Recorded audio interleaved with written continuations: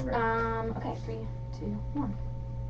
Cochise! Hi, Kristen. How are you? Good. How are you today? I'm really, really good. I'm Good. really good. Today we're talking about getting a stronger back. Yes. Strengthening your back. You can't have no candy back, son. Yeah. This is a big deal for a lot of people who lift weights. You can hurt yourself. Very true. So you have to be strong. And a lot of people go into an exercise program and they have a pre-existing back condition or back injuries. So definitely a consideration. Okay, so how do we get a stronger back? Well, I think, like everything, you need to pick movements that are going to force you to work from core to extremity. Okay. So, what does that mean? well, basically, like, from midline to the extremity. So, like, you can't be strong. It's like a building. It's only as strong as its foundation, right? Right. And your core, your spine, and your pelvis, and which includes obviously your back, that's your foundation. Okay. So exercises like learning how to do the different squats, back squat, front squat, overhead squat, learning how to deadlift properly, learning how to press objects, push objects, pull objects. I mean, all of those things are going to be movements that are more compound. They're going to force you to work from core to extremity. Okay, so for somebody starting out that's working on strengthening their back, where do they start?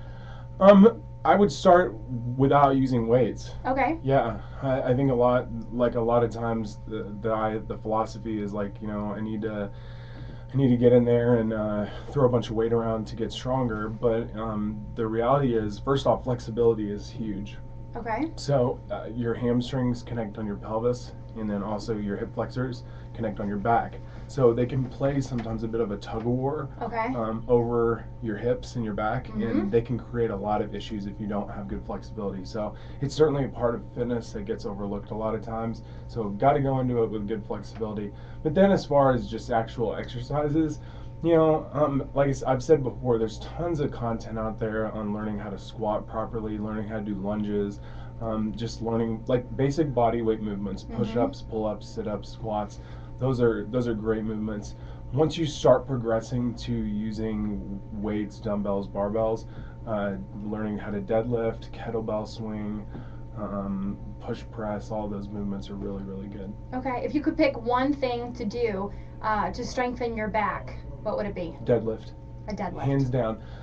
Deadlift, and people say this all the time, man, you know, like, how do you get really, really good abs? You know, do you do sit-ups all the time? They'll ask me that, and I'm like, not that I have these amazingly chiseled abs, yeah, right? But deadlifting at heavy loads forces you, like I said, to work from core to extremity. So if you can keep a neutral spine, lock up your back and your pelvis, it's going to really place a huge demand on your abs, your core. It's a really basic movement, but it's a movement that's not really performed a lot of times. I think it's a sucker's move to just go for the crunches and the sit-ups and stuff like that. That's not a big movement, really. It's not a compound movement. And usually when you do it, the relative load that you're going to be able to place on your body is not very much compared to what you would do if you learned how to properly deadlift. Where do we learn how to properly deadlift? Man, there's tons of places. I mean, there's certainly tons of qualified trainers here in town that can teach proper deadlift technique or form. I deal with CrossFit Springfield, one of the owners there, and I recommend coming by our place. We've got a free class on the weekends and early part of the week that you can come check out and learn how to do it there. Put you through the paces, yeah. Okay, right on. You say flexibility is a big part of this.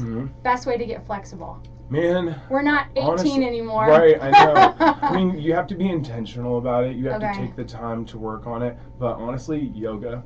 Okay. I mean, aside from just getting really flexible, there's usually some pretty good looking people you can go and just like hang out in the back and be like, no. But really, I mean, honestly. So there's lots of benefits to yoga. Yeah, I think yoga is one of the best things you can do just to kind of like calm yourself, work on your flexibility, and also prevent injury. So tough guys can do yoga too. Heck yeah, it's such a good contrast to being the beefcake, you know, throw the weight around. Yeah.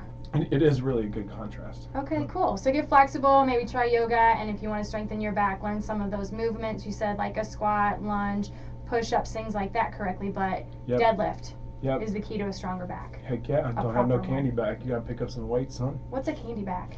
Candy back is just like weak sauce, you know? I don't know, like Weak sauce? You go to pick